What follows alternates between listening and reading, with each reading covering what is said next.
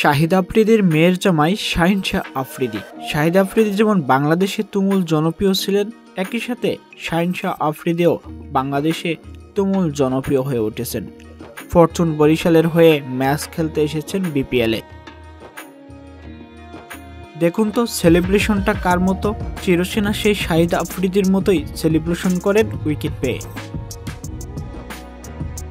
বরাবরই পাকিস্তানি ক্রিকেটাররা বাংলাদেশে বেশ জনপ্রিয়, কেননা বাংলাদেশের দর্শকরা যে ক্রিকেটারদের পছন্দ করে বিশ্বজুড়ে পাকিস্তানি একমাত্র ফেভারিট।